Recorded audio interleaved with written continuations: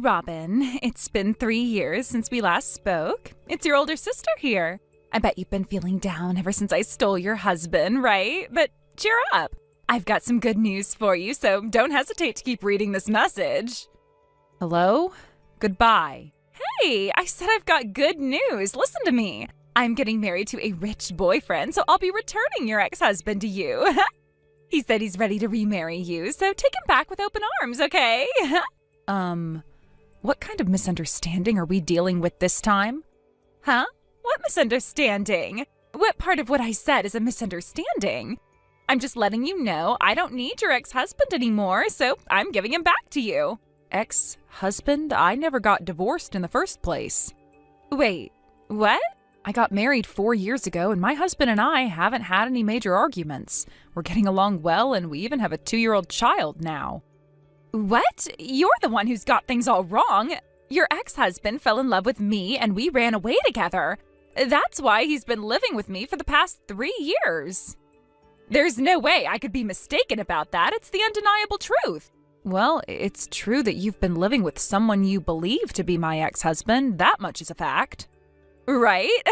But here's the thing. The man you think is my ex-husband isn't my husband at all. He's someone completely different. Wait, what? 3 years ago, when you sent me that weird message saying, I'm taking your husband, and then disappeared, my husband and I were actually on a vacation at a resort. To get more specific, at the exact moment your message came through, my husband and I were strolling hand in hand through a beautiful resort town. What? Ever since then, my husband and I have been living together as usual with no problems in our marriage. So the man you think is my husband has to be someone else entirely. What the heck? Well, if that's the case, you should have contacted me right away. The fact that you didn't means you're lying to cover up the pain of having your husband stolen from you. Didn't you have me blocked until just recently? Of course I did send a message to correct you, but it was never marked as read. What? You're kidding, right?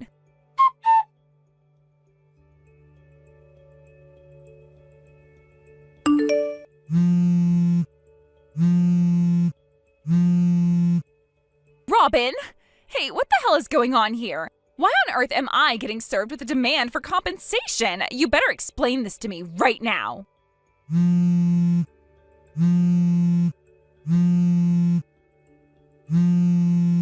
Why are you even calling me about this? Because you said I didn't actually steal your husband, right? There's no reason for me to be hit with a compensation claim if that's the case. By the sound of it, I'm guessing you received a certified letter, right? So you do know something about this. I'm not directly involved. I've only heard some of the details, that's all. Well, then explain it to me. You know the name of the person filing the claim, don't you? You should have seen it on the letter. Huh?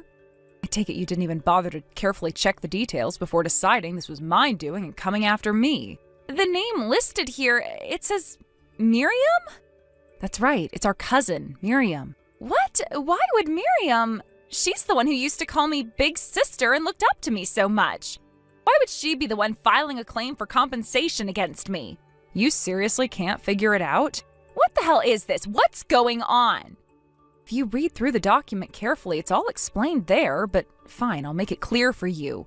The Mark you ran off with, the one you had an affair with, is actually Miriam's ex-husband. What? Miriam said the statute of limitations for filing a claim for compensation hasn't expired yet. Apparently, after you and Mark split, he tried asking Miriam to take him back. That attempt to reconcile was what helped her pinpoint your current location.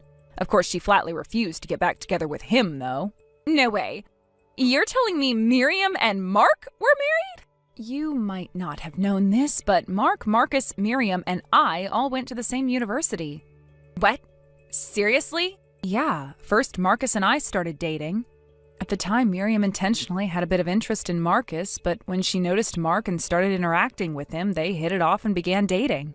Eventually, after graduating from university, both couples ended up getting married. And here's where it gets interesting. By pure coincidence, the apartments we moved into after getting married were in the same complex, albeit on different floors. The A apartment complex? Exactly. Building 3 of that complex, though Marcus and I have since moved out. Wait, what was the apartment number again? Marcus and I were in Unit 305 while Miriam and Mark were in 502. That's it. What do you mean? I saw Marcus near the station and decided to follow him, thinking it was the perfect chance to figure out where you were living. The place I ended up following him to was Unit 502. Ah, so you thought you were tailing Marcus, but in reality you were following Mark instead. Now that I think about it, even though I knew your husband's name was Marcus, I guess I convinced myself otherwise while I was getting involved with Mark. Ah, well, sounds like you rewrote your own memories to fit your narrative. Jesse, you have a knack for believing whatever suits you best, don't you? That's not… You totally did, didn't you? Come on, admit it. Fine, whatever. If it's compensation, my rich boyfriend will pay for it anyway.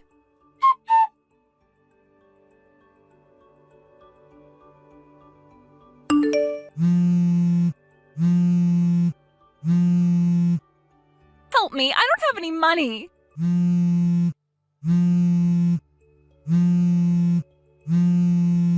Robin, pick up! If this is about money, I'm not lending you any.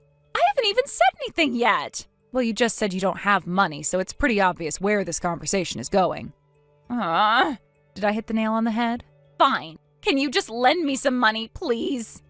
I already told you, no.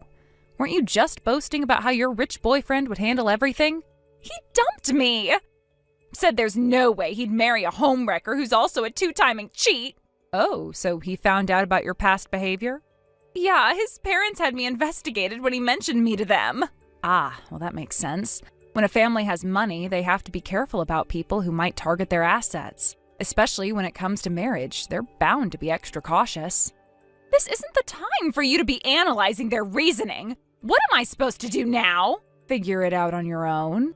You're my sister. You're supposed to help me when I'm in trouble. Don't pull the sister card only when it's convenient for you. You got yourself into this mess by going after someone you thought was my husband. Sure, your mistakes didn't directly harm me, but Miriam ended up being the real victim in all of this. Why should I lift a finger to help someone who's done nothing but cause problems? I can't believe this. Oh, and by the way, don't even think about turning to Mom and Dad for help. What? They were furious about what you did 3 years ago. Your little escapade ruined their relationship with Uncle and Aunt, the parents of Miriam. At this point, they barely tolerate the fact that I still keep in touch with Miriam. No way! That's how bad it got. In fact, Mom and Dad wanted me to tell you something. They don't consider you their daughter anymore. They don't want to see your face ever again. And they've officially disowned you. You can't be serious! Oh, I'm completely serious. Also, they've moved, so if you're thinking of showing up at the old house, don't bother. Some strangers are living there now. Nobody's going to help me. What am I supposed to do now?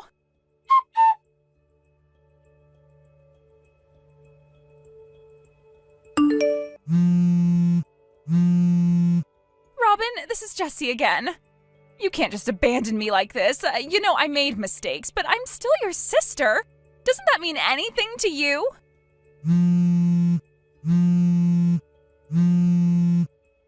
Stop calling me, Jessie. You have burned too many bridges to expect anything from me anymore. I have my own life, and I refuse to let your problems drag me down. Goodbye.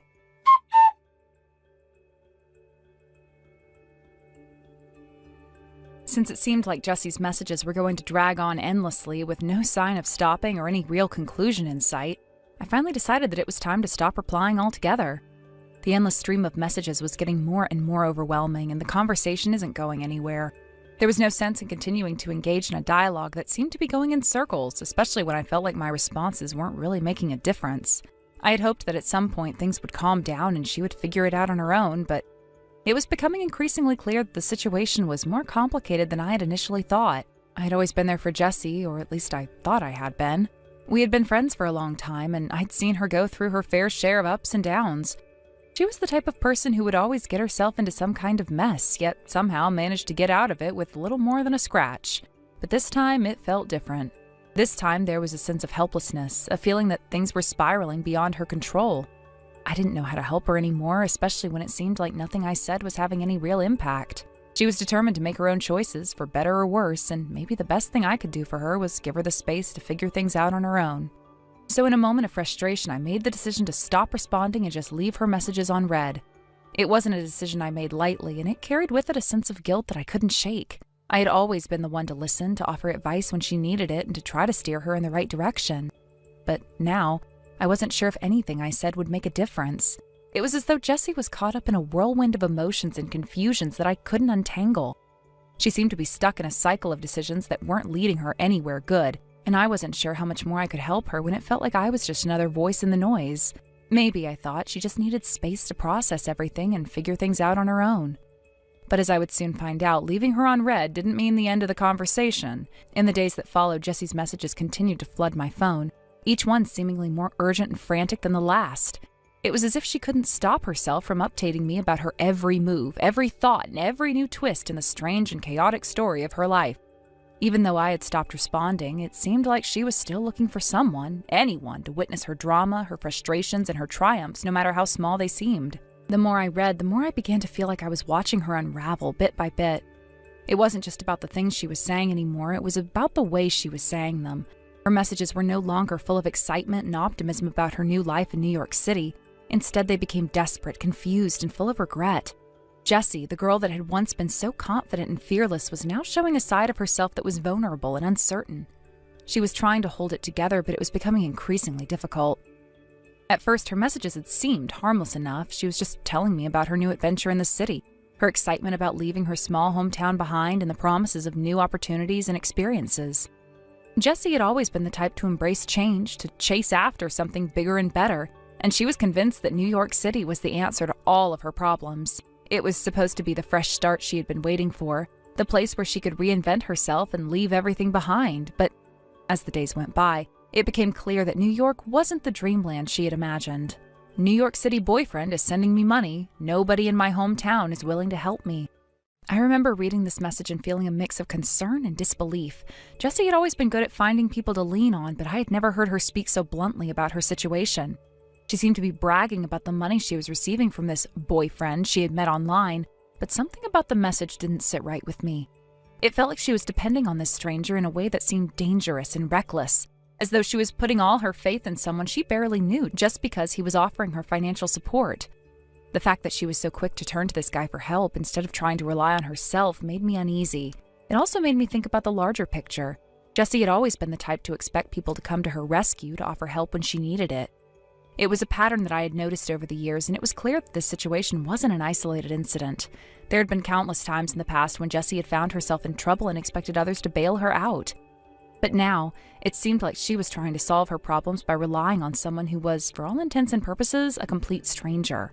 It was a risky move, one that I didn't think she fully understood.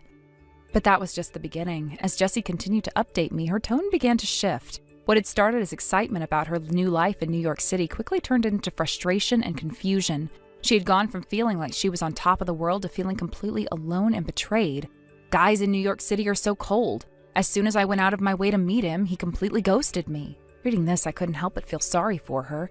Jessie had been so excited to meet this guy, convinced that he was going to be the one to make her feel welcome in the city, to show her the ropes and help her navigate this new chapter of her life.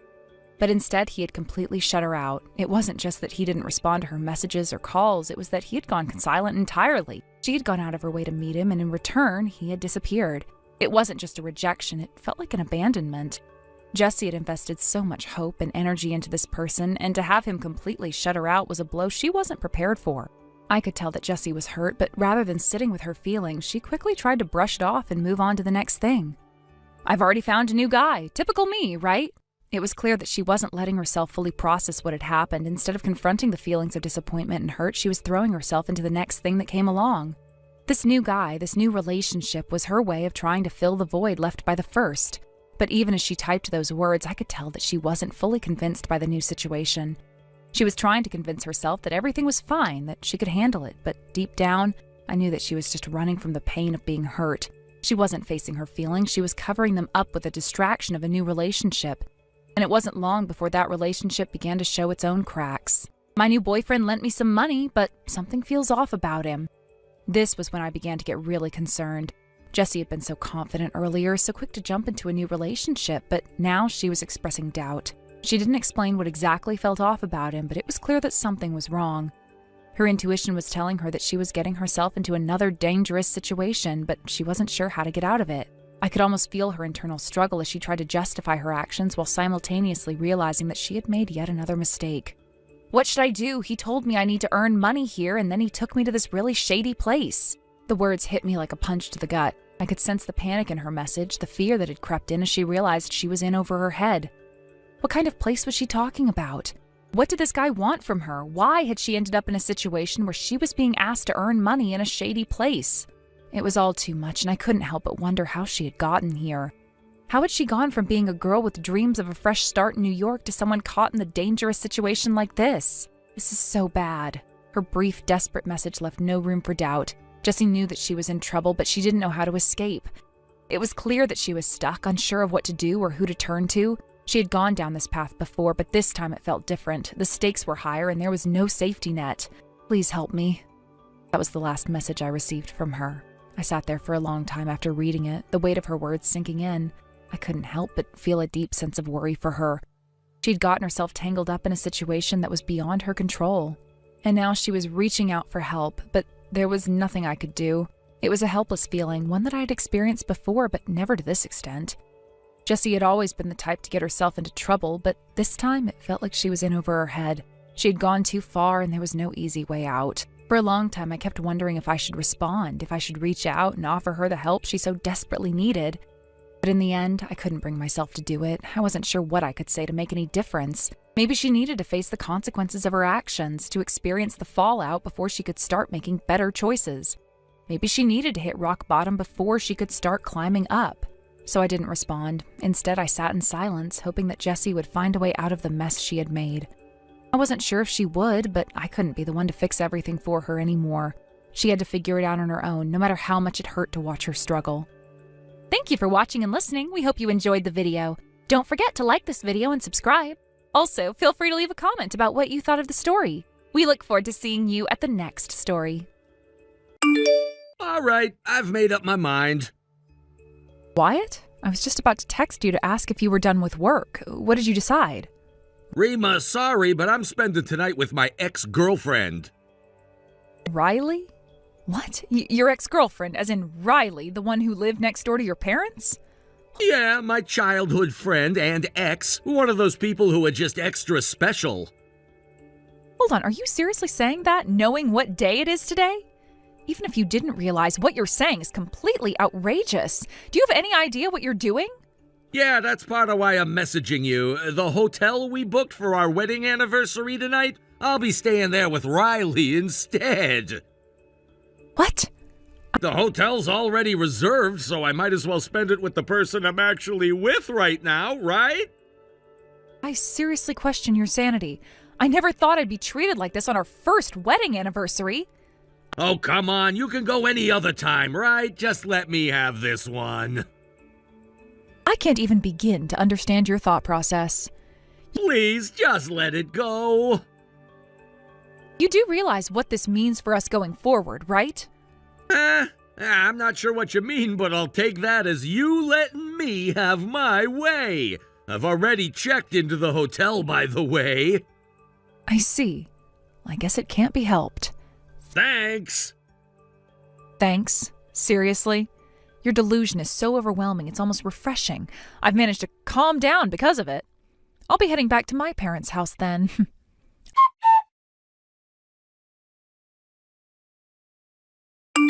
I knew it. He's involved with her. What? It feels like my years of trust and complacency have been used against me, and I am furious. Jennifer, calm down.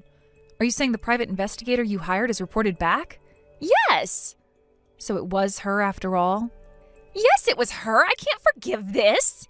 I understand how you feel, but you need to stay calm. How composed we are now could determine what happens next. Yes, I'll do my best to calm down. Jennifer, I know it's hard to stay calm right now, but I have some urgent additional information. What is it? Are you alone right now? Yes, my husband is away on a company trip, so I'm alone tonight. Understood. Is this about Wyatt? Was there something about him in the investigator's report? A little, yes. Some details about him came up as a byproduct of the investigation I requested. Wyatt is my husband's stepson, so he isn't biologically mine, but even so, I couldn't help but feel sickened by what I read. could you share that with me as well? Sure, would you like to come over now? If it's all right, I'll come by in an hour. Got it, I'll get everything ready.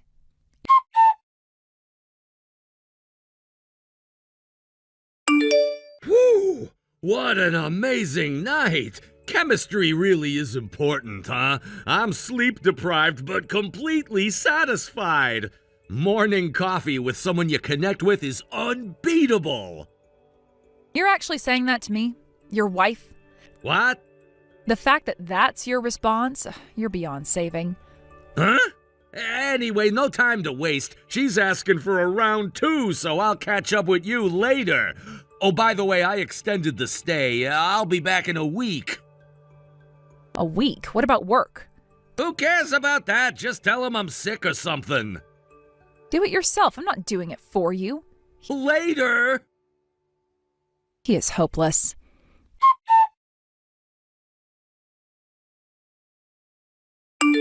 Rima, thank you for last night and today. Have you managed to calm down a bit? Yeah, somehow. I spoke with my brother earlier and explained the situation, and he's agreed to let me stay at his place for a while. He even introduced me to one of his lawyer friends, and I've already scheduled a consultation for tomorrow. Oh, that's quick. And you're just getting started, aren't you? Yeah, first I need to start gathering evidence.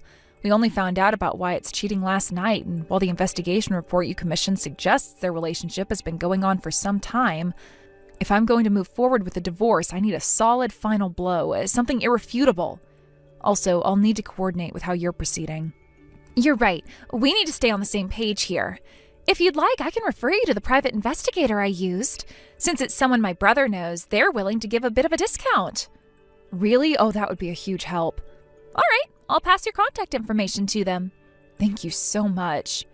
What about you? What are you going to do next? Well, Wyatt will probably waltz back in like nothing happened, but you can't just go on like that, right? Are you going back to your parents' house for now? Yes, that's the plan. My workplace will be farther away, but fortunately, my job can be done remotely. I'm planning to discuss it with my manager. Got it. Our enemy is the same. Let's keep in touch and get through this together.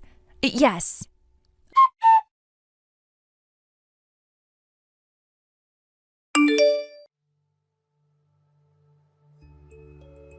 Hey, Rima! Huh? What? I just got back from the hotel and there was a divorce application sitting on the table. Perfect timing! Thanks! Oh, perfect timing, huh? Yeah, Riley and I, after spending an entire week at the hotel, coming together again and again, how should I say this? The thought of us returning to separate lives now just feels so sad. Riley feels the same way, and honestly, I feel bad for you, but I've decided to finalize the divorce as soon as possible.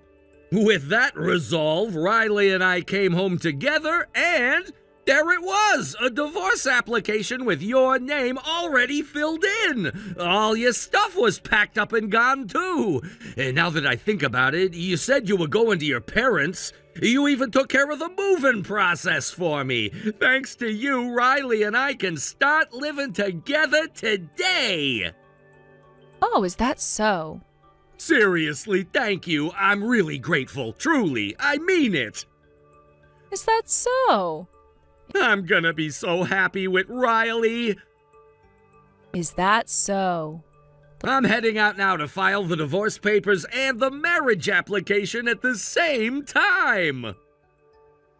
The level of delusion you've reached is truly astounding.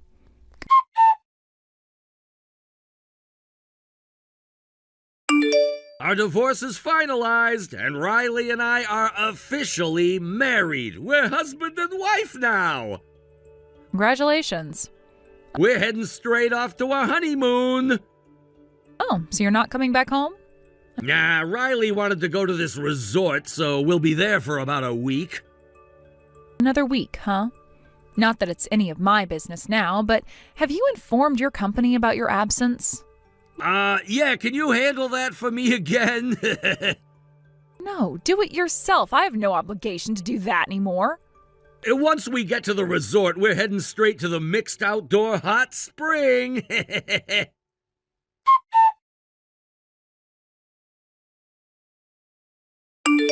Jennifer, the divorce has been finalized. It seems they also filed the marriage registration with Riley at the same time. Oh my, how indecent.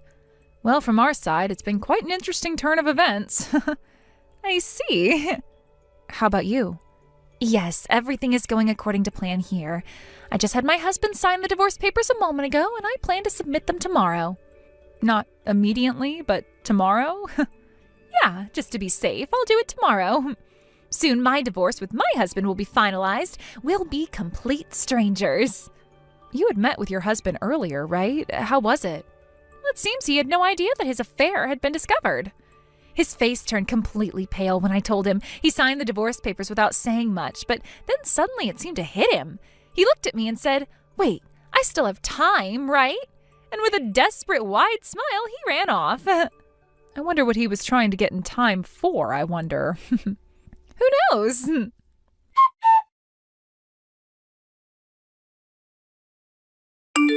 What the hell? Could this really be happening? I wish it weren't true. What now? Riley and Dad have been seeing each other, and it seems Riley actually considers Dad as her main partner, and Dad is seriously in love with Riley too. It seems like he wanted to marry Riley, but since he's still married to Mom, if their affair were to get exposed, it would result in a divorce and alimony. To avoid that risk, it looks like he thought that if I, his son, marry Riley and we start living together, they'd always have a reason to be together. But you're still married to me, aren't you? Just so you know, I'm going to claim alimony. It's gonna be on me to pay, and it won't affect us, so whatever. What a perfect example of someone only thinking about their own convenience. But the thing is, Dad's affair was discovered by Mom, and the divorce has been decided. Dad's gonna have to pay alimony to Mom, but now he can marry Riley openly. Last night, Dad contacted Riley and told her that. You and Riley must have filed your marriage registration just a little bit ago, right? Yeah, we did. You probably already know this, but legally, people who used to be husband and wife can't remarry each other. Even if you and Riley get divorced now, your dad and Riley can't get married anymore. That's it! That's what I was trying to tell you! What? Dad showed up at our honeymoon resort, and just now in our hotel room there was total chaos. Dad was shouting at me, "Why did you file the marriage papers with such timing? Now we can't get married!" He started hitting me, and Riley started kicking me and screaming. They both just tore into me. Then they both got all fired up saying, "But our love won't change." And before I knew it, Dad and Riley were about to, right in front of me. Oh my. I couldn't bear to watch anymore, so I grabbed my stuff and fled the resort. Wow. It's turned into a full-blown mess, hasn't it? What am I supposed to do now? Don't ask me. What? We've already divorced. Don't drag me into this.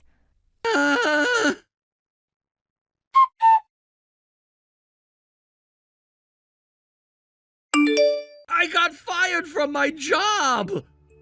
You got fired from your job? I stayed in a hotel for a week. Then after that, I just couldn't get myself to leave the house because of all the chaos. But eventually I had no more paid leave left, so I forced myself to go back to work after nearly half a month. And when I got there, they treated the 2 weeks as unauthorized absences. All right. Unauthorized absence for 2 weeks, wasn't it? Why didn't you tell them you'd be absent? You told me to handle it. But... The thing is, you took the extra vacation for staying at the hotel because you were cheating with another woman, and the honeymoon trip with Riley was after we'd already divorced. And yet you just dumped all the responsibility of notifying the company on me, which is totally unreasonable. What the hell am I supposed to do? This is a nightmare, and I have no idea what to do anymore. Just so you know, I'll be claiming alimony later, so make sure you pay up. Huh? This is still going on? It's a nightmare!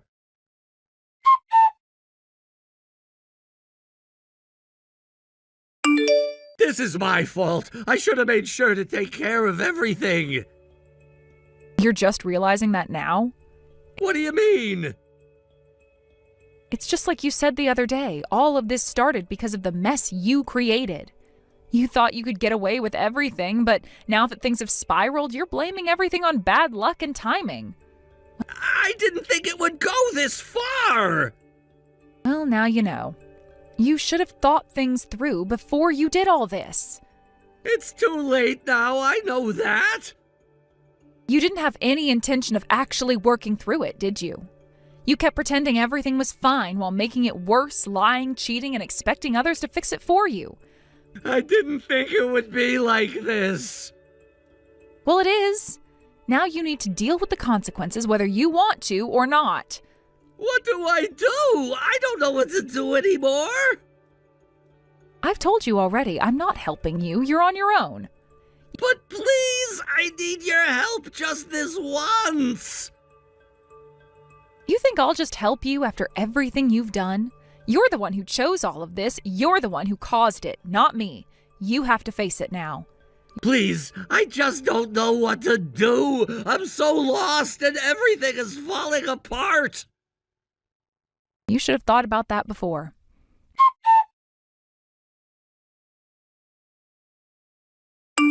I've made a huge mistake. I should never have done all this.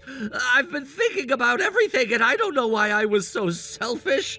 I thought I could get away with it, but now it's too late. Everything's ruined. I hurt so many people. I hurt you. I hurt Riley. I hurt Mom.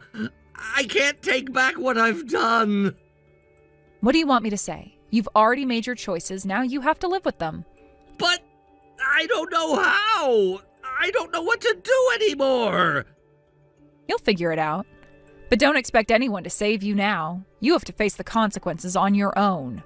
But I don't know if I can. I feel like everything is crashing down. It is crashing down, and it's your own doing. I can't fix it for you.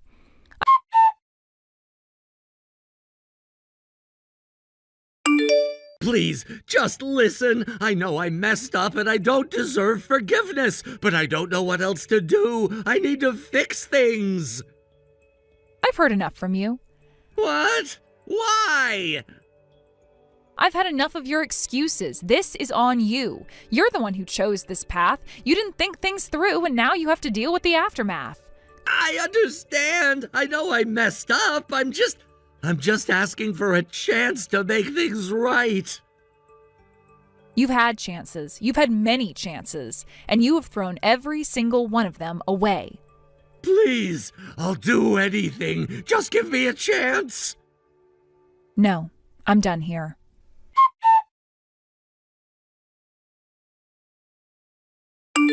While the person in question was still wallowing in their despair, I took it upon myself to push things forward, ensuring that the alimony was settled in full, and in one lump sum, no less. I wasn't going to allow any of this to drag on longer than necessary. There was no point in delaying something that needed to be resolved quickly, especially when it came to such an important issue. Time was of the essence, and I wasn't going to let him waste any more of it, nor allow his emotional state to get in the way of practical matters. It had already been a long, drawn-out situation. We couldn't afford to continue like that, caught in limbo. Naturally, I didn't forget about Riley, the one who had caused all of this in the first place, the affair partner. She was no less responsible for the mess than Wyatt, and I made sure she was billed for her part as well. It was the least I could do. After all, she had contributed to the ruin of not just a marriage, but a family, and I wasn't about to let that slide without making sure she faced the consequences. The situation might have been difficult, but it was not going to be a free pass for anyone involved. Riley, in particular, seemed to think that her involvement was somewhat excusable, but I wasn't about to let her think she could escape her share of the blame so easily. I had to remind myself that while I was within my rights to demand this from them, I was still dealing with a family dynamic that was much more complicated than I would have liked. Family, no matter how flawed, always seemed to pull you back in, even when you had long since accepted the fact that you were better off without them. But in this case, there was no escaping what needed to be done. The financial aspects of it all had to be handled, and handled quickly. So I set about ensuring everything was squared away. The last thing I needed was for them to try and drag things out even longer, especially now that the damage had been done. Looking at my stepfather, who was now in the unfortunate position of being a tragic figure unable to legally marry, and Riley, it became clear that they both viewed everything that was happening as a little more than a storyline, a way to bolster the image of their relationship. To them, every part of their ordeal, from the betrayal to the eventual separation, seemed to be just another piece of drama to help cement their connection. I began to notice how they behaved, how everything that unfolded between them seemed to be viewed through the lens of a script they were following. There was no real sense of remorse or reflection, only an eagerness to move on and pretend as though everything was going according to plan.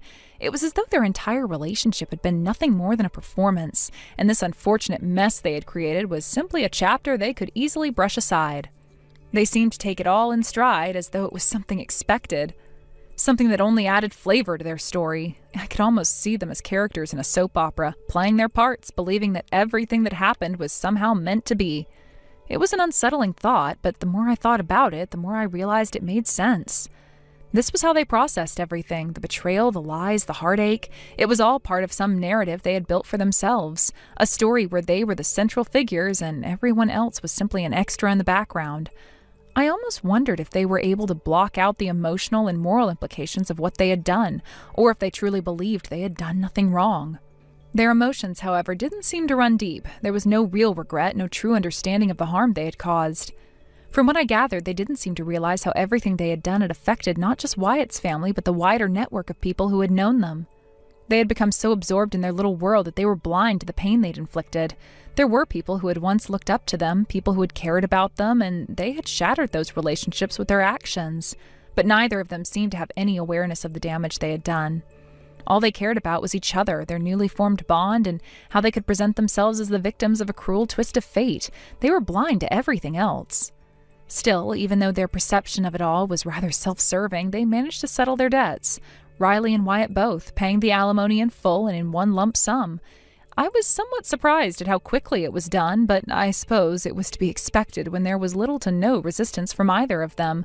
They had no intention of making things more difficult than they needed to be, not when they were so focused on their new lives. They probably thought that paying the money and putting everything behind them would help them move forward, but the truth was the mess they had made was not something you could easily erase with money. No amount of alimony would undo the damage, but at least it brought the financial side of things to a close. For me, this quick resolution was actually a blessing. While I had my reservations about the whole situation, at least it meant there would be less hassle in the long run. The last thing I wanted was to keep dragging things out or dealing with more of the emotional fallout from this entire mess. There had been enough of that already, and with the alimony paid in full, I was able to cross that particular issue off my list. No more arguments, no more back and forth. It was done. I didn't have to worry about Wyatt or Riley trying to wriggle their way out of their responsibilities. They had paid, and that was that. I could focus on moving forward, and that was the most important thing for me at this point. But life didn't stop there. After the payment was made, Wyatt and Riley's marriage came to an end, just as expected. Their relationship, which had always seemed to be built on shaky ground, collapsed completely. Wyatt, having lost everything, his family, his home, his finances, left town. There was nothing left for him there. He took what little he could and disappeared. No one knew where he went, and honestly, no one cared.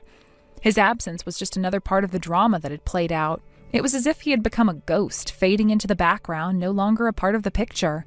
The only thing left behind was the mess he had created and the sense of emptiness that followed him out of town.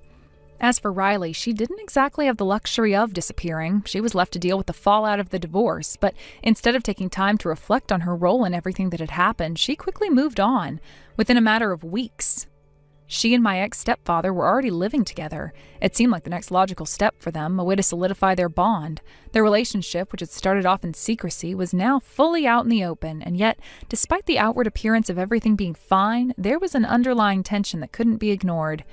In the beginning, everything seemed to be progressing smoothly, or at least that's what they wanted everyone to believe, but soon enough the cracks began to show. The neighbors, who had been quietly observing their relationship from a distance, finally started to take notice. At first they kept their opinions to themselves, but as the days went by, it became increasingly difficult to ignore the odd looks and whispered conversations behind closed doors. The whole situation had started to attract attention, and not in a good way. It was then that my ex-stepfather and Riley seemed to wake up to reality. For all their earlier confidence, they hadn't realized just how much judgment they were under. It wasn't just their immediate families that had been affected by their actions, it was the whole community. People who had once respected them now viewed them with suspicion, and it seemed to be a hard pill to swallow. They were no longer the picture-perfect couple they had once imagined themselves to be. Instead, they were just two people who made a series of poor decisions and now had to live with the consequences. Their fantasy of a happily ever after was crumbling before their eyes. It wasn't long before their relationship started to show signs of strain. The awkward silences grew longer, the arguments more frequent, and the sense of unease that had previously been pushed aside could no longer be ignored. They had moved in together quickly, thinking it would somehow solidify their connection, but it had only brought out the differences between them. They weren't the perfect match they had once believed themselves to be, and the reality of their situation was starting to take a toll. Now it seemed as though the end was near. The tension between them had become palpable. The relationship was no longer the fresh, exciting new beginning they had imagined it to be. It had become a strained and uncomfortable existence, one that was unlikely to last much longer. Every day felt like a reminder of how fragile their bond truly was, and how quickly it had unraveled. The realization that they were not going to live happily ever after, that their story was not one of a fairy tale romance, seemed to have finally sunk in. I brought back my 27-year-old girlfriend and our 6-year-old daughter from the place I had been stationed alone for work. Destiny, you're no longer needed. Sign the divorce papers and get out. Take our son with you, too. Is that so? Have you already prepared the divorce papers? Yeah, I'll put them in the mailbox tomorrow. I've already filled out my part, so I want you to submit them to the municipal office as soon as possible. I see. Well, since you've gone to the trouble, I'll accept them. But I won't be submitting anything until I've confirmed that alimony and child support have been deposited into my account. What? Huh? What's the problem? It's just, your response is unusually calm. I was expecting something more like panic or outrage. Oh, is that what you were hoping for? Well, I mean, normally I don't think anyone would be composed in this situation. That's probably because I've known about your affair for quite some time. What? You've been having an affair during the 8 years you were stationed away, and you even had a child with the other woman, didn't you? At first, you were supposed to return after 3 years, but you kept finding excuses to extend your stay. In reality, it was because you had a child with her, wasn't it? You couldn't come back here because of that. And now, after all these years, you finally decided to return because as your child with her grew older, it became harder to keep it a secret. The timing coincided with our son Jake turning 18 and becoming an adult. Isn't that the truth? You knew all of that? This is actually terrifying. Oh, please. Do you know who first noticed your affair? It was Jake. What? It was around this time last year Jake was in Houston for a sports tournament. Houston? You understand what I'm saying, don't you? You and your mistress, along with your daughter, were also in Houston for a little family trip, weren't you? You played house, pretending to be one big happy family, didn't you? And Jake saw it with his own eyes.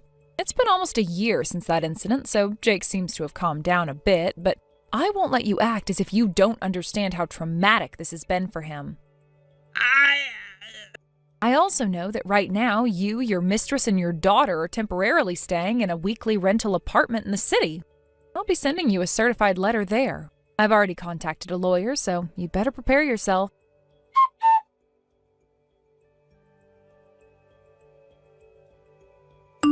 Destiny, I received the certified letter. The evidence of your affair was included too, wasn't it? Yeah. I can't believe you managed to dig up so much information. But thanks to that, I've realized something important. What would that be? You seem to know an awful lot about my girlfriend and daughter. Well, of course. Since I'm preparing for a divorce on the grounds of infidelity, I had to thoroughly gather evidence to prove your responsibility. If you know that much, it means you hired a private investigator or something, right? That's right. Given the distance to where you were stationed, it was the only practical option. I knew it. In that case, the investigation fees you used will be deducted from the alimony I owe. Excuse me? The money you used for that must have come from what I earned through my work, right? As a stay-at-home wife, you don't have your own income. Since you used my money without permission, it's only fair that you pay me back. I'm not a stay-at-home wife anymore, though. What? Right now, Jake is sitting next to me and reading your messages. He's saying, Dad really doesn't know anything, does he? What's that supposed to mean? You remember how Jake sent you a link to an online bookstore the other day? Yeah, I remember. It was for some novel, right? That novel is my source of income. Wait, what?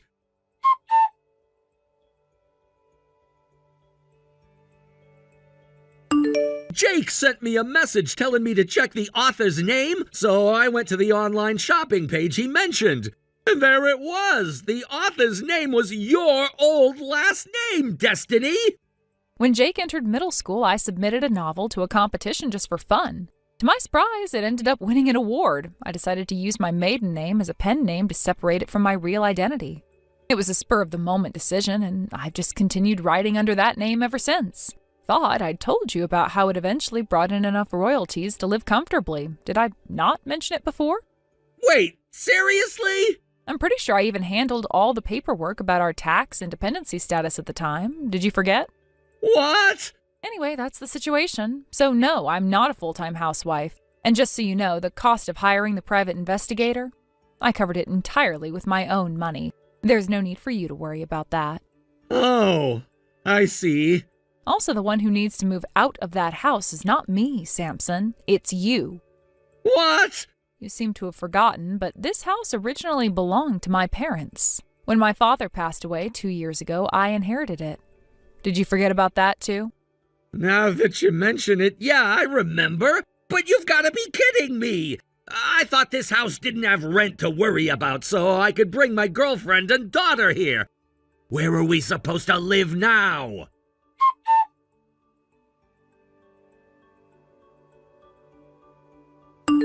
Hey, Destiny! I can kind of understand the alimony. Both my girlfriend and I were already prepared to pay that. But what's the deal with child support? What do you mean, what's the deal? It's child support for Jake, of course. You're responsible for paying it until he turns 21. Wait a minute, the legal age of adulthood is 18 now, isn't it? Don't you know that? Oh, is that what this is about? Of course I know. Then I shouldn't have any obligation to pay child support anymore, should I?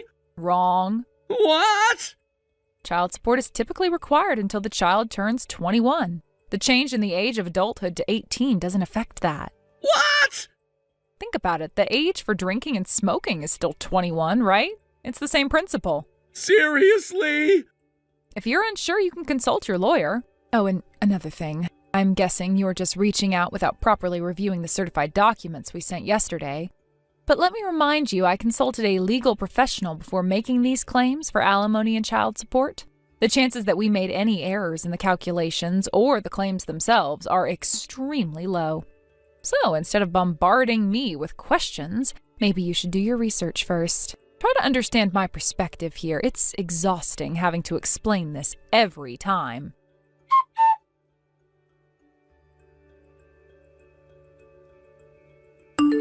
Destiny, about Jake's child support. It's only for 2 years, right? Can't you cut me some slack? What? If it's only 2 years, then pay up properly. No, it's not like that. Look, I have a daughter now. She's gonna need a lot of money as she grows up. Let me guess, you're saying you didn't prepare for Jake's child support because you wrongly assumed it wouldn't be required, right? And for the record, the child support isn't for me, it's for Jake. He said if my father can't even fulfill basic parental responsibilities, then I'll make sure to get what's due. So that's his stance on the matter. What? I respect Jake's decision on this. But seriously, I'm strapped for cash and paying it all at once? Figure it out yourself. I don't trust you. At least let me pay in monthly installments. Come on. It's time you stopped making excuses. What? If you have questions, ask your lawyer. If you have any requests, communicate them through your lawyer. Destiny? I'm not going to block you because of Jake, but as a general rule, I'd prefer all communication to go through my lawyer. Wait, hold on. Bye. Destiny!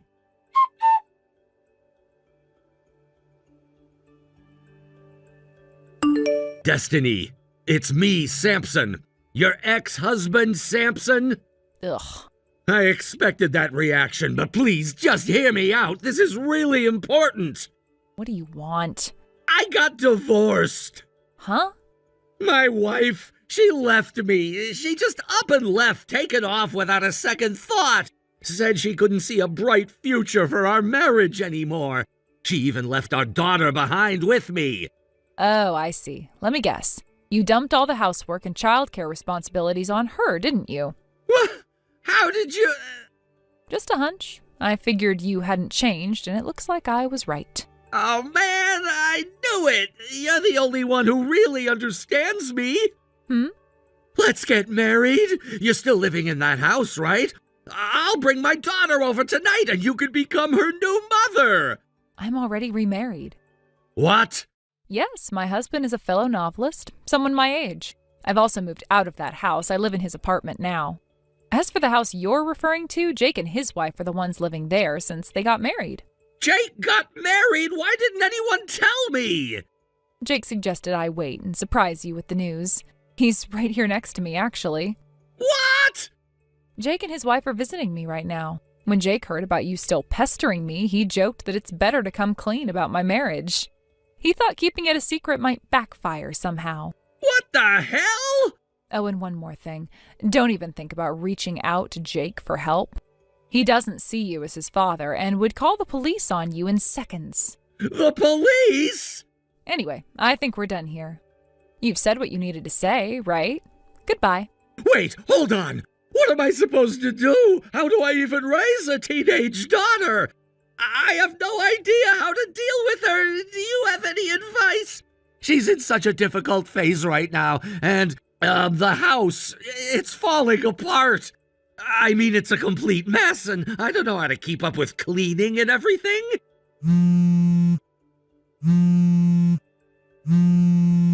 Destiny, please!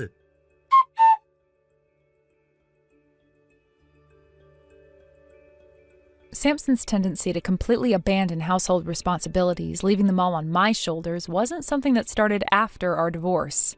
It's something that happened consistently throughout our marriage.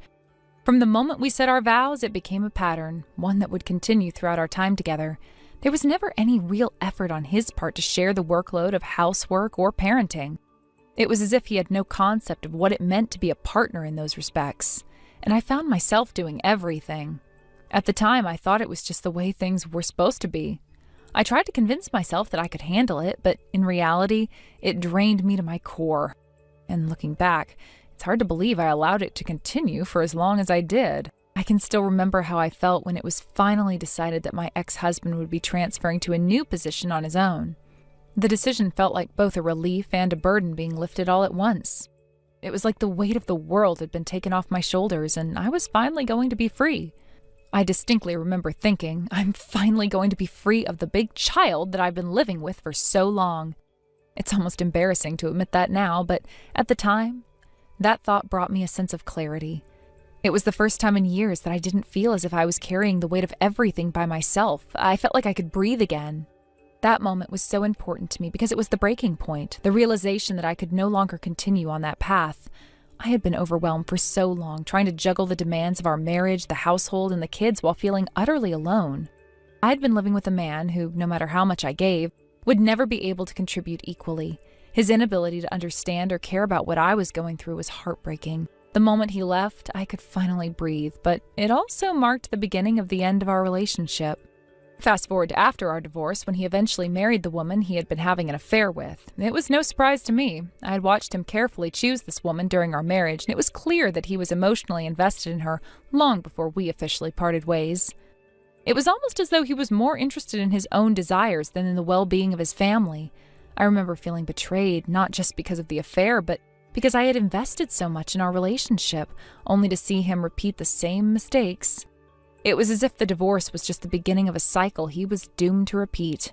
And as expected, after they married, the same pattern unfolded. Samson once again threw all the household responsibilities onto his new wife, leaving her to handle everything while he continued to live a life of convenience and neglect. It was as though nothing had changed. He had simply moved on from one woman to the next. But the habits he had developed during our marriage had not disappeared. Once again, she found herself doing everything while he sat idly by, as if the burden of daily life was hers to bear. The fact that he could so easily fall back into these old habits made me realize just how little he had learned from the past. It was as if he hadn't taken any of the lessons from our marriage to heart, and it didn't take long before the relationship broke down just as our own had. It was heartbreaking to watch, and now after everything, I couldn't help but feel a sense of vindication. The path he had chosen, the one he had walked so easily, had led him right back to the same place, another divorce, another failed relationship. It was as though he couldn't escape the consequences of his actions, no matter how hard he tried. His inability to grow, to learn from his mistakes, had led him down this very predictable road. And it was almost as if I could see it happening before it even began. Now my ex-husband finds himself in a place where he is completely stuck. He has no idea how to navigate the challenges of life, especially when it comes to his daughter. He's clueless when it comes to raising her, interacting with her, or even understanding the basics of parenting. It's as if he's utterly inequipped for the responsibility, and that's probably the saddest part of all. I had hoped after our divorce that he would step up, that he would realize the importance of being a father, but it seems like he only has grown more disconnected from that role. His relationship with his daughter is strained at best. He doesn't know how to talk to her, how to relate to her, or even how to be there for her when she needs him most. In fact, his daughter's relationship with him has become so fractured that she eventually found herself in a position where she felt compelled to reach out to Child Protective Services. The home he's provided for her has become so unbearable that she had no other choice but to seek help. She could no longer live in a house where neglect was the norm. The stench of the house, the mess, the lack of care, everything about it drove her to seek a way out. Can you imagine being a child in that situation? Feeling that your only option is to go to strangers for help because your own parent can't provide a safe, clean, or nurturing environment? It's heartbreaking, and it speaks volumes about the kind of person Samson has become. But this is where the story takes another turn. Not only is his personal life in shambles, but his professional life has also taken a major hit. He's been removed from the fast track to promotion at work. Once a promising employee, his career is now stagnating. It's almost poetic in a way. His inability to commit, his selfishness, and his lack of accountability have all caught up with him. He betrayed people along the way, and now he's paying the price for it. His lack of effort, both at home and at work, has led him to a point of no return. It's a harsh reminder that actions have consequences, and those consequences can follow you in every part of your life. I can't help but feel a certain sense of validation when I think about all that's happened. It's not like I take pleasure in his downfall, but rather that I've been able to see firsthand how life is a way of delivering consequences. We all make choices, and sometimes those choices come back to hurt us. For Samson, the choices he made, time and time again, have led him to a place of misery and regret. It's a stark reminder that happiness doesn't come from avoiding responsibility or taking the easy way out. At the same time, I can't help but feel a sense of sadness for his daughter. She didn't ask for this. She didn't ask for a father who couldn't care for her, who neglected her emotional needs, and who failed to provide the basics of a stable home. The life she's had to endure is something no child should have to go through. Think about her future, and I worry. Will she be able to overcome the damage that's been done? Will she be able to find a way to move forward, or will she carry the scars of her childhood with her into adulthood? It's a question that haunts me, and I wonder if she will ever truly escape the shadow of her father's neglect. For me, the years of exhaustion, of carrying everything on my own, are behind me. I've moved on, and I've learned so much along the way. I've learned the importance of setting boundaries, of not allowing someone else to shoulder all the responsibility while I bear the weight of everything. I've learned about the importance of recognizing my worth and not settling for anything less than the respect and care I deserve. And while my life isn't perfect, it's mine. I've built a life that is my own, free from the burden of someone else's irresponsibility. As for Samson, he's stuck in the mess he created for himself. He's unable to break free from the patterns that have held him captive for so long. He's trapped in a cycle of poor decisions, unable to see a way out. And as I reflect on his situation, I realize that it's a cautionary tale. It's a story of what happens when we fail to take responsibility for our actions, when we prioritize our own desires over the needs of others, and when we refuse to grow. His life is a reflection of everything he chose, and the consequences have been devastating. He may never fully realize the depth of his mistakes, but his story will always serve as a reminder of the importance of accountability. Looking back at who I was during our marriage, tired, frustrated, and desperate for a change, I realize just how far I've come. I'm no longer the person who quietly suffered under the weight of someone else's neglect. I've claimed my sense of self, and I have found peace in knowing that I am in control of my own life now. Samson's story may be one of failure, but it's also a story of lessons learned, and those lessons will stay with me as I continue to move forward. Thank you for watching and listening. We hope you enjoyed the video. Don't forget to like this video and subscribe. Also, feel free to leave a comment about what you thought of the story. We look forward to seeing you at the next story. Pearl? Oh my, isn't this Leah, the poor one? Did you get lonely because no one talks to you at the kindergarten? It's only you and your entourage of that mother and child who are ignoring me. Huh? Listen here, Pearl. But how is it acceptable for you to openly show that attitude, ignoring me so blatantly in front of the children, and even drag the kids into it? Isn't that behavior completely inappropriate for a parent at a kindergarten? Oh, the poor single mother is barking again. I have a husband, and I'm not poor enough to be treated like I'm destitute. Then bring your husband here. Only then will I believe you. I told you my husband is working overseas, so I can't bring him here. See? I knew it. Your husband isn't here, is he? I knew it. It's a single mother situation after all. I've told you already that's not the case. Poor people shouldn't be coming to the kindergarten. Seriously, enough already.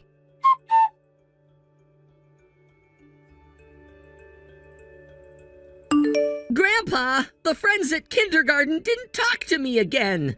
They said poor people shouldn't come to kindergarten.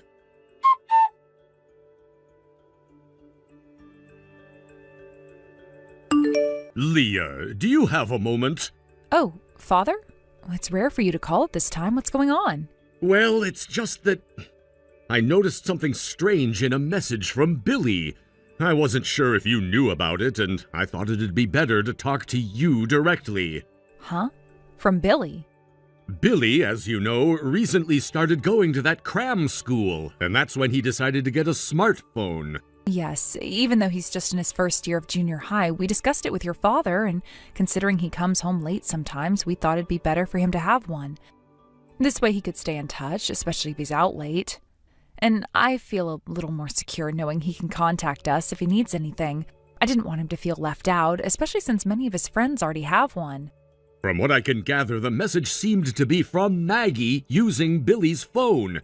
She must have borrowed it and sent me a message because the words used were ones a 5-year-old typically wouldn't use.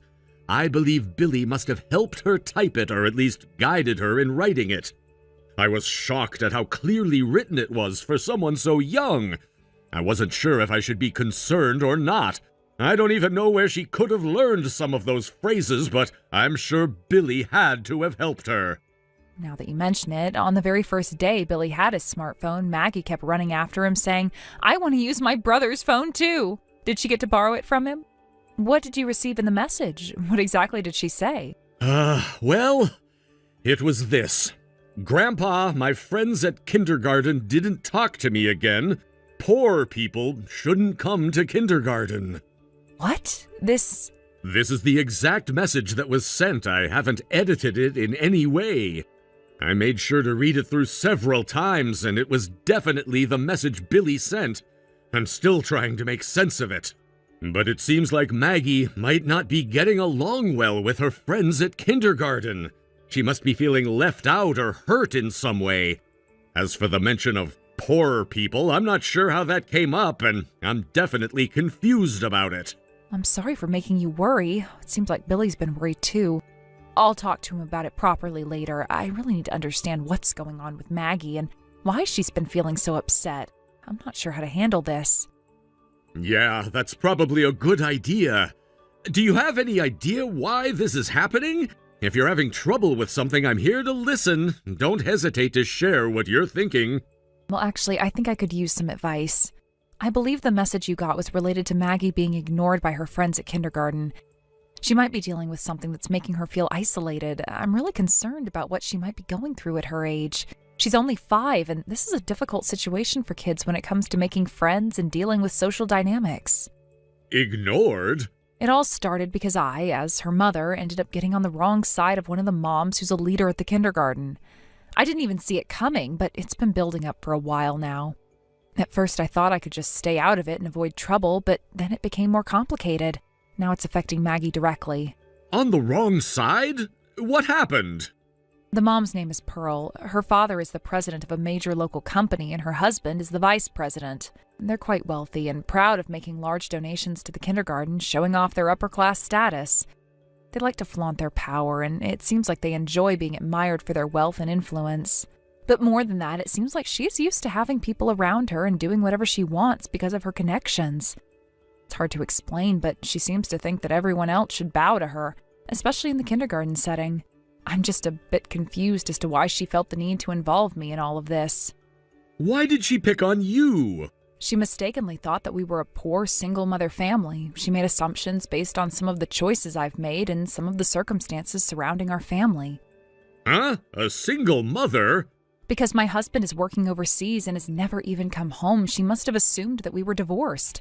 I never gave her any reason to think that, but it didn't matter. Plus, I'm not a stay-at-home mom, and I work as an employee. Most of the clothes I wear are from brands that are generally considered inexpensive or budget-friendly. Our temporary apartment, while we wait for our new home to be built, is in a building that's 60 years old. It's not the nicest place, but it's all we can afford right now, and we're making do. It seems that these things matched her idea of what constitutes a poor family. So, Pearl and her entourage of other moms labeled us as the poorest family at the kindergarten. They've been talking about us behind our backs, and I'm sure it's been spreading to other parents, too. I see. I could have tolerated being the target of their behavior if it was just me, but recently they've even started telling other kids, don't play with Maggie, she's from a poor family. I overheard some of the other parents telling their children not to associate with her. I'm heartbroken for her, and it's really affecting her self-esteem. She's only 5, and she shouldn't be dealing with this kind of exclusion. Has the kindergarten done anything to intervene? Because Pearl's family has such influence, no matter how much I complain, they won't take any action. The kindergarten's director and the staff are all so eager to please Pearl's family, and no matter what I say or do, they won't step in. I've tried to address it with them, but they keep telling me to resolve it privately or just wait for things to settle down. They keep brushing it off. It's clear to me that they're trying to avoid getting on Pearl's bad side. They don't want to lose the funding or donations that her family provides. I see. I feel terrible for making Maggie go through this, but I'm planning to have her take a break from kindergarten for a while starting tomorrow. It breaks my heart to pull her out of school, but I think it's the best option for her right now. I don't want her to be exposed to any more of this negativity. I need to check something, though. Isn't the company Pearl's father runs called D Corp? Yes, it's D Corp. Are you, by any chance, involved with their business in some way? Ah, I am. But does Pearl not know that I'm your father? Well, that's right. Since I'm married now and my surname is different, and I met Paul after I got married, if she knew who I was, she definitely wouldn't have treated me that way. She's the type to respect power and authority, after all. She only values people who can offer her something in return. If she had known I was connected to you, she would have probably acted very differently. Can't help but feel like she's trying to manipulate everyone to get what she wants. I see. Understood. Perhaps it's time to deal with that family. Wait, father? I didn't mean it like that. I've been thinking about some things related to D Corp. There's an investigation that's been ongoing for some time. I've been part of some discussions regarding a few issues that have been brewing behind the scenes. If it comes to light, Pearl's family will be brought down by it. I'm not saying I'm going to take action directly, but there are people involved who are looking into it. Things will come to a head soon, and once they do, I believe Pearl's family won't be in the position of power they once were. That's just the way things work sometimes. I appreciate that you're concerned about me and Maggie, but you have a position in society and I don't want you to do anything reckless. Please, just be careful. I don't want you to get caught up in something dangerous or too complicated. Don't worry about me. Thank you for looking out for me. But I really need to be more careful with my choice of words. I'll make sure to think things through before I act.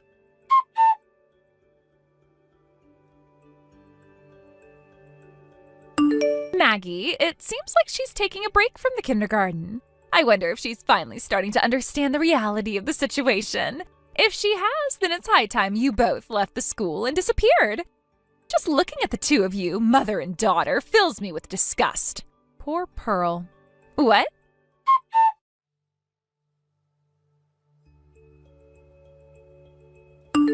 Leah,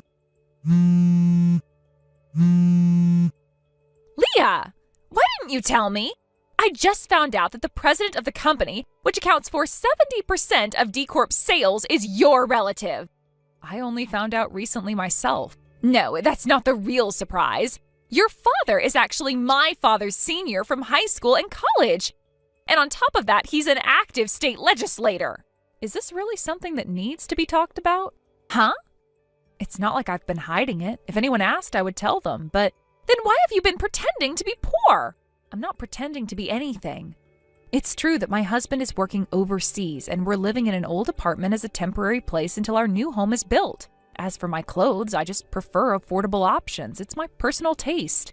I have explained this all to you, but you and your friends have decided to label me and my daughter as a poor single mother family. That's not even the issue anymore. Please, can you connect me to your father? How much do I need to pay to make this entire situation go away? This entire situation? The competitive bidding issue, of course. Ah, so you're talking about the government-related bid rigging that D Corp was involved in, right? I've heard from my father's associates that they're investigating it. Bid rigging, where contracts were awarded unfairly to certain companies, right? And the company involved is D Corp. I don't really understand the details, but I know that there's a law called the Anti-Bid Rigging Law. I don't care about all that legal mumbo-jumbo. If this becomes public, my father and husband will be arrested. Just tell me how much your father wants to make this disappear. So you're suggesting bribing a state legislator to cover it all up? Don't put it that way. I just want you to keep quiet about it. Well, that's something I can't do.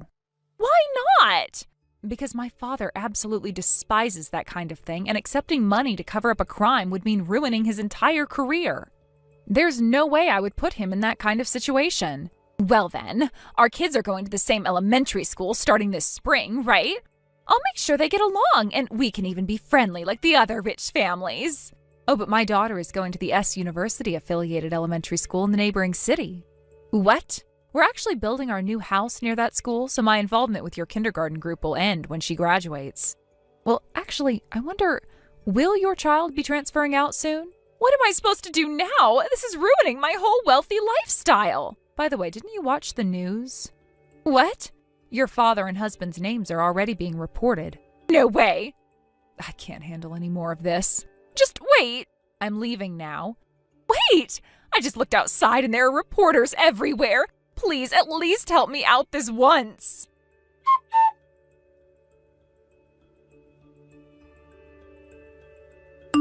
Leah, good morning. Good morning, Father. Are you on your way to the airport now? Yes. Maggie and Billy insisted on greeting you at the airport. Since my husband is finally returning after finishing his overseas work assignment, they're both really eager to see him. I see. It's good that everything has been resolved by the time you meet him. That's true. Of course, I've already explained the situation to him. I think he was quite worried, but it's a relief that things are calming down. As far as the kindergarten situation goes, things are finally peaceful, which is such a relief. Pearl's group of mothers has quieted down considerably, and it seems like the kids are getting along better now. That's good to hear. Well, leave all the political matters to me. You just focus on being a mother and wife and do your best for the family. Yes, thank you, Father.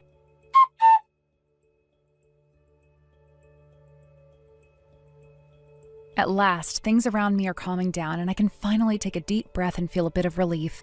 It's been a long time coming, but after so many weeks of tension and uncertainty, the situation is beginning to settle. I was honestly starting to wonder if we would ever get to this point, but here we are.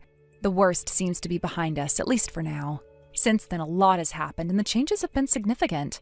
It seems that D Corporation, which has been at the center of much turmoil, has undergone some drastic management changes. The entire leadership team has been replaced, and they're currently in the process of overhauling the company's structure. It's a difficult but necessary step, especially considering the problems they've been facing. There's still a lot of uncertainty surrounding the company's future, but they are making an effort to restructure, hoping to improve the situation and create a more stable environment going forward. It's not going to be an easy road, but they're trying. On a personal note, Pearl has had her own dramatic upheaval. Her life has completely changed since everything started. Her husband, as well as her father, found themselves in serious trouble, so much so that they both became involved with the police. It's hard to imagine how things got so bad, but It seems that they crossed a line that they couldn't come back from. Both men had to deal with the legal consequences of their actions, and it wasn't long before Pearl had no choice but to divorce her husband. It must have been a difficult and emotional decision for her, but in light of everything that had happened, I suppose she had no other option. Divorce is never easy, especially when there are so many other issues to contend with, but for Pearl, it was the only way out. To add to her troubles, it appears that Pearl's parents also went through their own divorce. The breakdown of their marriage added even more complexity to an already chaotic situation. Pearl must have felt like her entire world was falling apart, with family and relationships fracturing around her. Divorce alone is a painful enough experience, but when it involves multiple family members, it becomes even more complicated. She had to deal with the fallout from both her husband and her parents all at once. How overwhelming that must have been, to have everything you once thought was stable suddenly crumble beneath your feet. In the aftermath, Pearl tried to move forward, hoping to start fresh. She packed up and took her mother and child with her as they fled the turmoil of their previous life. They relocated to another area, hoping that a change of scenery would bring a sense of peace and a chance at a new beginning. It was a bold move, one that required courage and strength, but at first it seemed to be working. They found a new place to live, and for a time, things seemed to be improving. Pearl was starting over, and that gave her a sense of hope. However, things quickly became more complicated than they seemed. Pearl couldn't shake the life she had once lived. She had been used to luxury, to the comforts and indulgences that came with her former lifestyle, and it wasn't long before she began trying to recreate that lifestyle despite the fact that she could no longer afford it. She started spending money she didn't have, going back into debt and even borrowing money to keep up the appearances of the life she once led. The pressure of maintaining that image became overwhelming for her. She couldn't let go of the past, and it drove her to make reckless financial decisions, all in the hopes of holding on to something that was no longer realistic. Her mother, who had been supporting her during these difficult times, started to become deeply concerned about the effect this behavior was having on Pearl's child.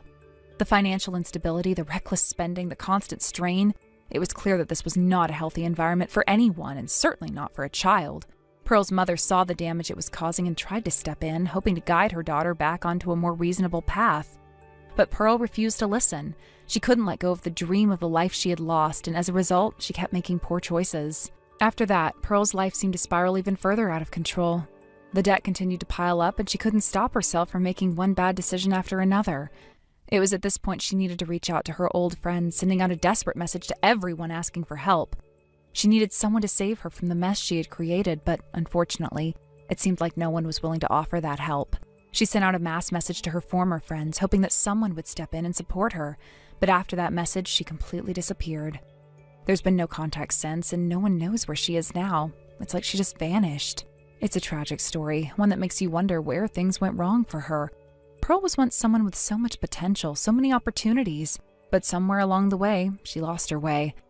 The pressures of her past, her inability to let go of the life she once had, and her refusal to face the reality of her situation all led her down a path of self-destruction. Now she's gone, and we're left to wonder if she'll ever be able to put the pieces of her life back together.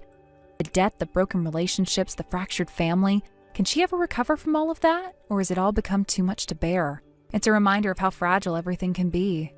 Life can change in an instant, and sometimes the choices we make can have consequences we never imagined. Pearl's story is one of loss, not just of material things, but of relationships, of security, and of her own sense of self. And now she's gone without a trace, leaving only the memories of what she was and what she could have been. It's heartbreaking, really, and I can't help but wonder if she'll ever find a way to make peace with herself. Perhaps, in some way, she will, or perhaps she's already too far gone. Thank you for watching and listening. We hope you enjoyed the video. Don't forget to like this video and subscribe. Also, feel free to leave a comment about what you thought of the story. We look forward to seeing you at the next story. Thank you for watching. Please subscribe and hit the like button. See you next time.